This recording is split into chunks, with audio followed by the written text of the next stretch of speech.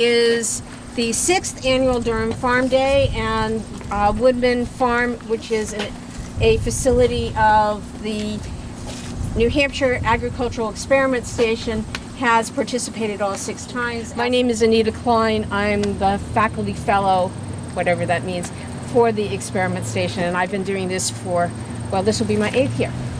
So the land-grant universities were established during the Civil War, or the legislation for them was, and then about 25 years later, Congress decided that in addition to having land-grant universities which would teach about agriculture and agricultural engineering, we ought to also be doing research on agriculture and agricultural engineering.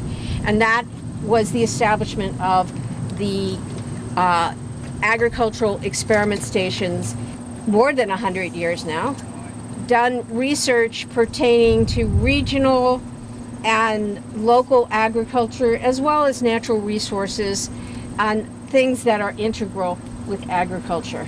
Woodman Farm became a UNH facility back in about 1917, and it was an apple farm before that, and it's, as the former manager out here, he likes to think of it as the jewel in the crown because it is just such a beautiful location. Okay, well, here we are breeding strawberries for the region, and we're using organic practices. This project is funded by USDA Organic Research and Extension Initiative, and not that these varieties couldn't be used by conventional strawberry growers. In fact, conventional strawberry growers could then have fewer inputs towards fighting pests and diseases, because in these fields we're essentially using nothing to ward off pests and diseases except for a few beneficial organisms in the soil. So one little twist on what we're doing here versus conventional is that in conventional they typically buy plants that are already rooted or have bare roots. They call them bare root plants. You order them in the spring and you plant them, and then eventually you have strawberries that year or the following year. Here we're developing inbred strawberry lines towards the idea of having strawberry varieties that you can plant from seed rather than plants. Okay, I'm Dr. Tom Davis. I'm in the new Department of Agriculture, Nutrition, and Food Systems. And I'm collaborating with Dr. Mahoney on strawberry genetics and breeding, which you just heard about. We've been doing that for the last 20 or 30 years. The quinoa is a very new project. It's just come into being in the last 3 or 4 years. Now, if you researched it, we discovered that quinoa is a member of that same genus, and so quinoa is related to these weeds, including lamb's quarters. And so we thought, well, if lamb's quarters can grow so well here, maybe quinoa can grow here. So we started trying to grow quinoa, and quinoa doesn't like it here at all. No, it's not happy. So, my big interest now in this stage of my career is about domestication, how our cultivated plants evolve from their wild relatives. And so this is a really interesting, challenging problem of domestication. Can we take a weedy species that's adapted to our region that is closely related to quinoa? Can we use quinoa as a model and try to actually domesticate this species? Maybe we'll cross it with quinoa to some extent, but we hope somewhere down the line to produce something quinoa-like that will be able to be grown here commercially. My name is Becky Seidman. Whoops, it's slippery here. And I am with the Ag Experiment Station. I do a bunch of different kinds of research with my students and colleagues. And the whole theme behind all of them is trying to do useful stuff for farmers in the region.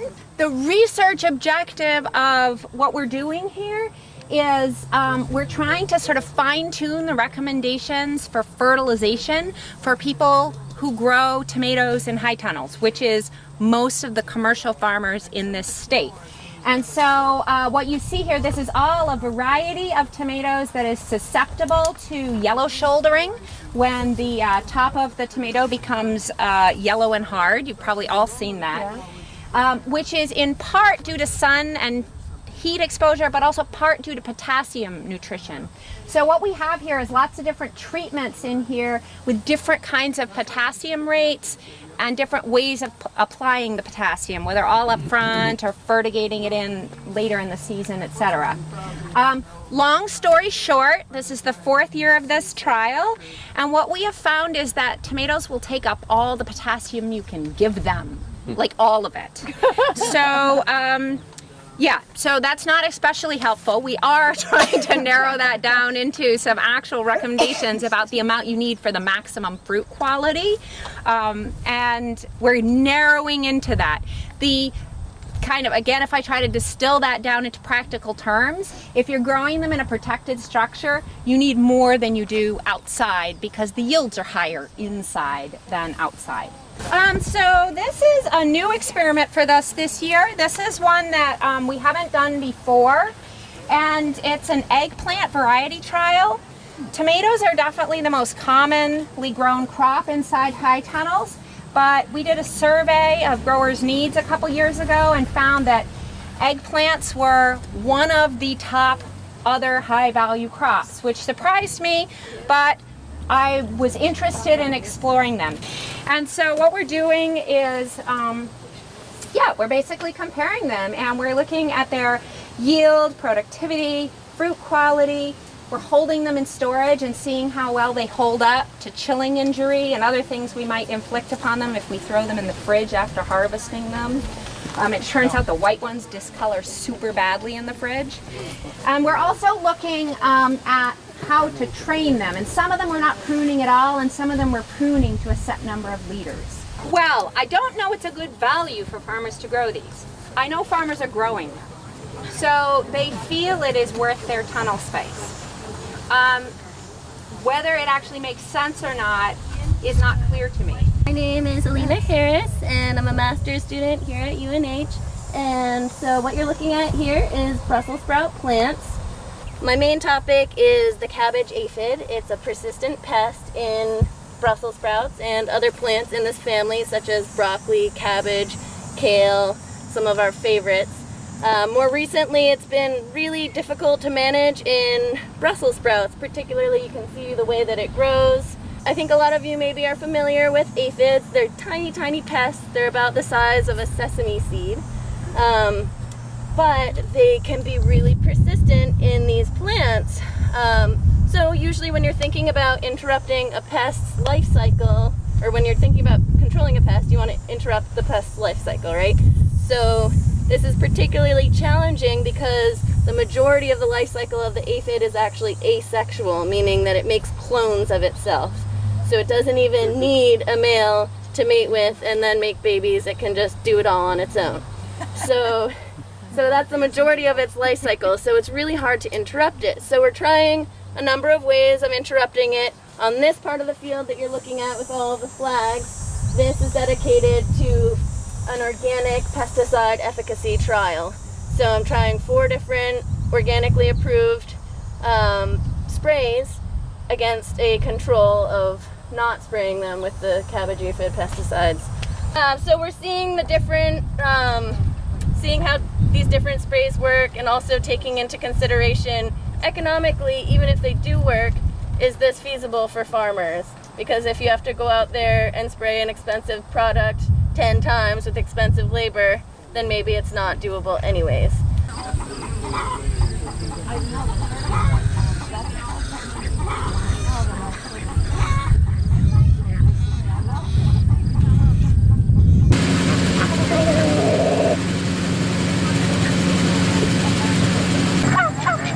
And those guys were turkeys. Yeah, they're a lot different. Yeah, these are bourbon reds.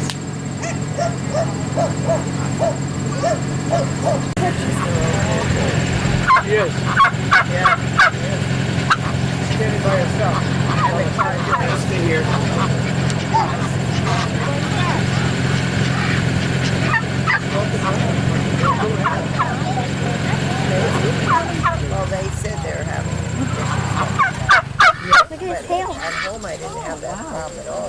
I found the girl. You did? Look at his feet. Oh, yeah, like his fancy slippers on. I think those are feet.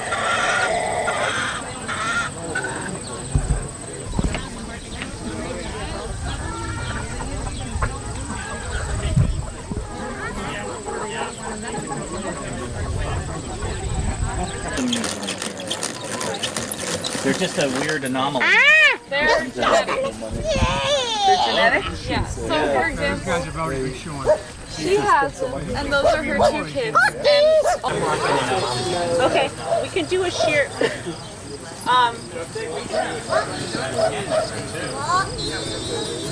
Because it's new.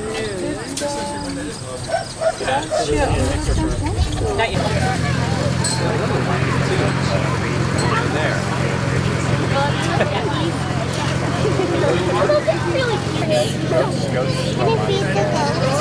You can feed them grass.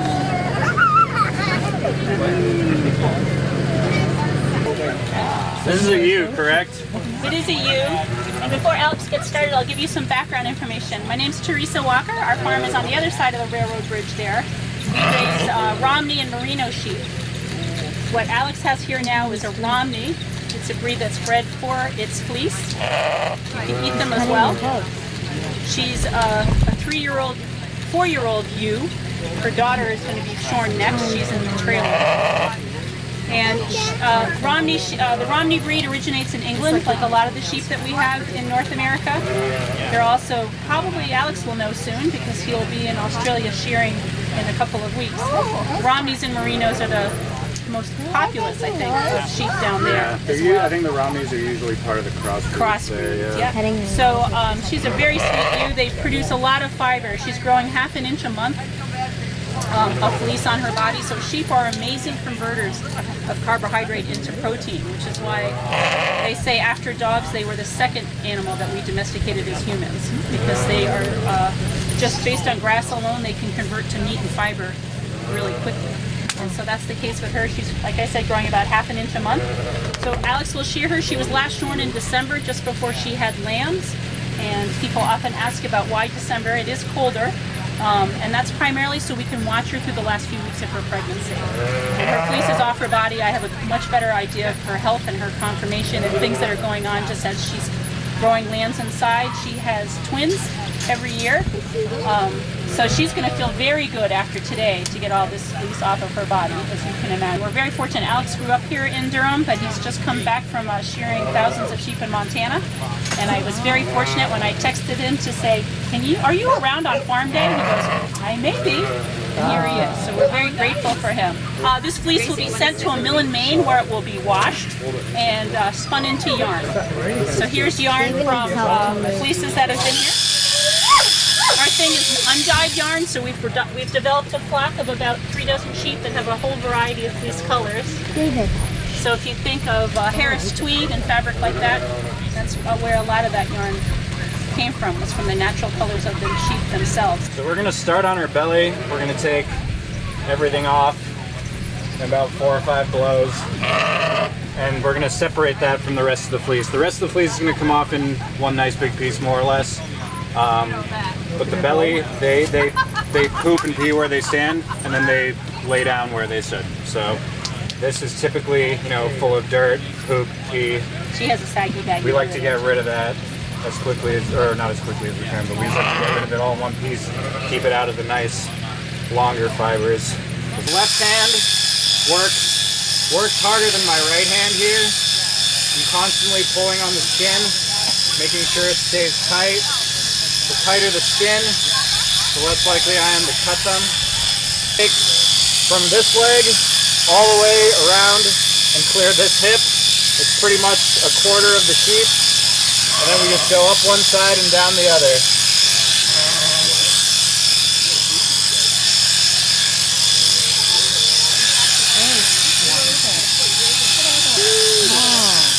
Are the flies biting you? Yeah, they're biting me too.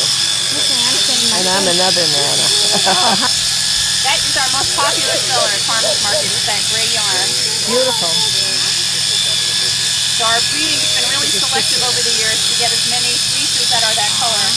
And of course, always the way is that I breed two great If she's starting to get a little bit uncomfortable, this is one of the only positions during shearing where the sheep is off balance. You know, ideally you want to keep the sheep balanced the whole time, but this is one of those positions where they are off balance. So she might start fighting me a little bit. The key, if that happens, is just to relax. You know, the sheep will imitate your temperament.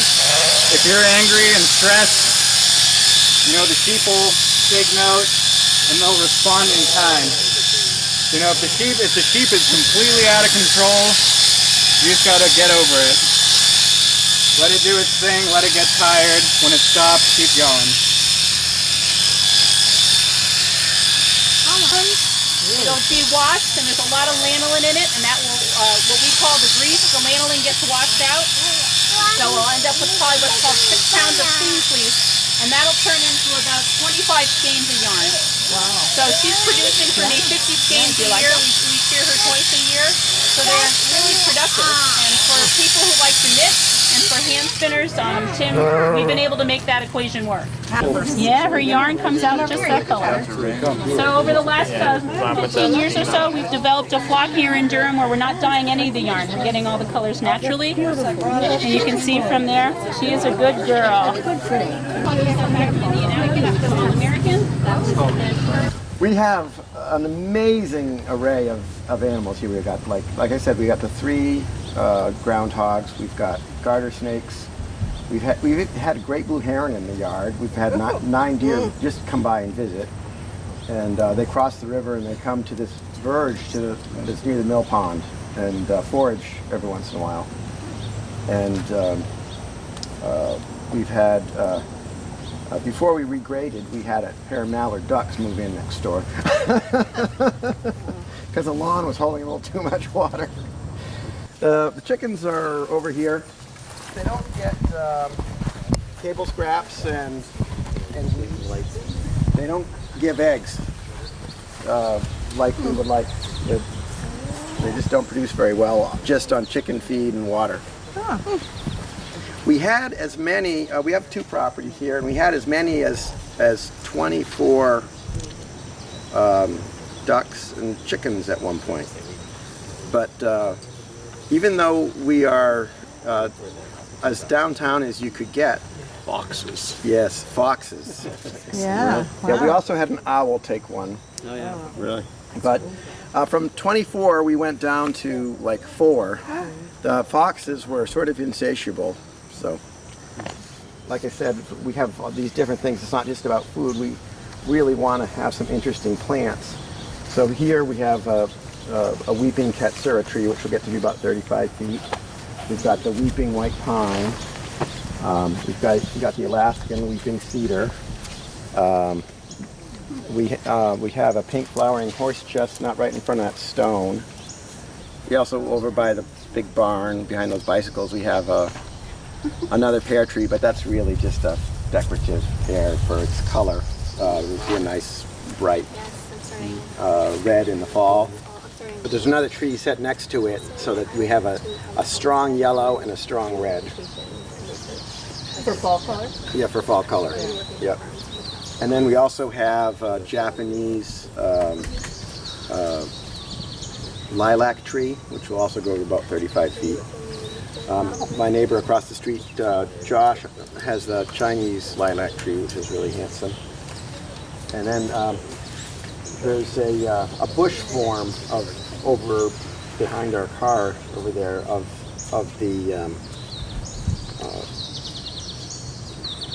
the flowering horse chestnut, and that's really pretty as well. They're both blooming at the same time. And we didn't want anything too tall because we want to screen our cars from the street. So we have all like dwarf lilacs and things like that over there. We do have a locust tree that's going to shoot up, and in the far distance at the end of the road, we've planted some big trees like fir trees, and that will get to be quite large between here and the plaza. Yeah, so that's pretty much it. Thank you so much. Yeah, thank you. It'll be interesting to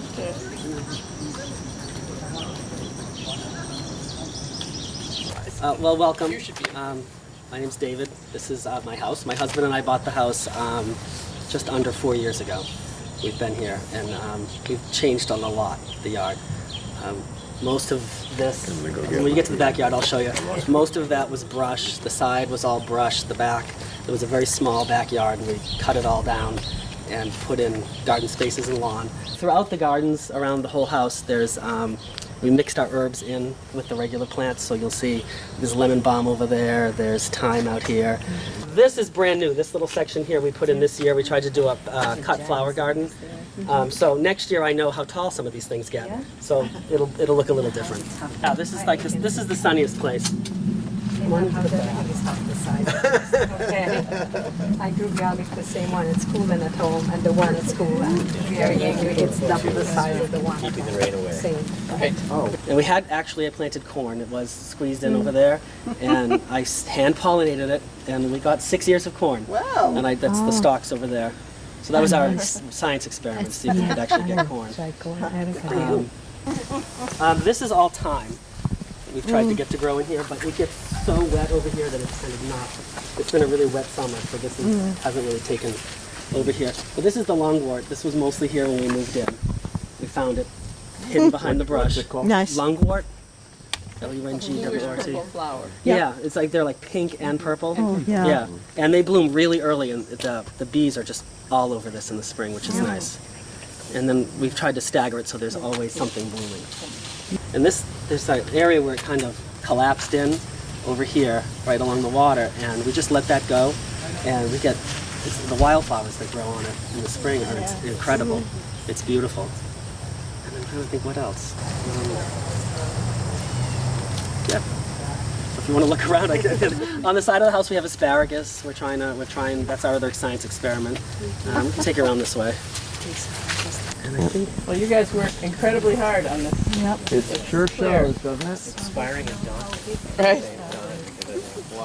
I know something's going to come along and eat all my pears and I'm going to be upset, but... Yeah, I haven't been by for a long time, and it's absolutely amazing what you've done. It's incredible. We're amateurs at this. We're not...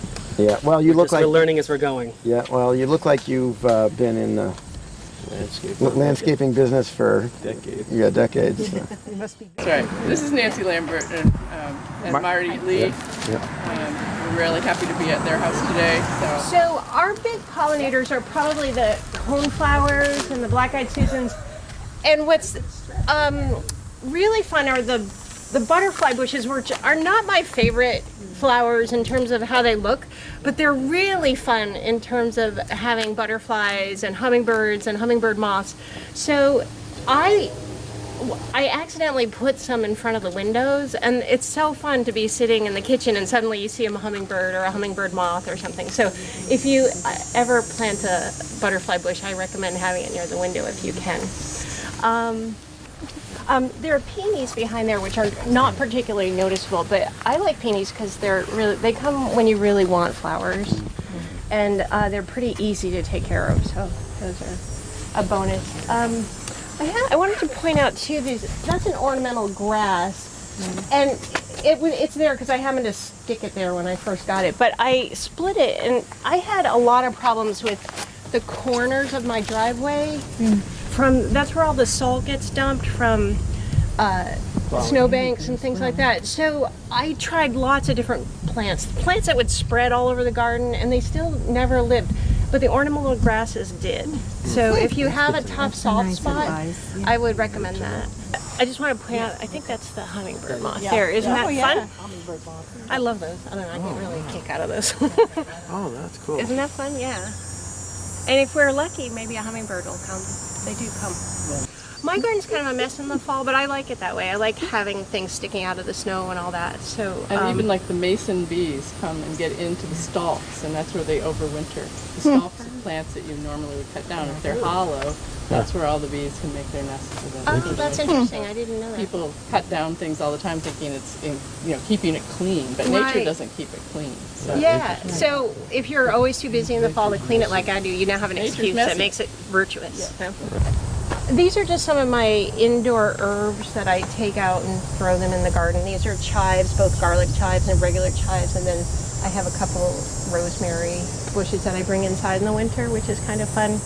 And then these are fennels that self-seeded, and that's the mother plant. And I don't know if you've ever had fennel pesto, but that's like one of my favorite things. And I actually think the biggest work about a vegetable garden is cooking all the produce and processing it and cleaning leaves. And I spend so much time in the sink cleaning leaves.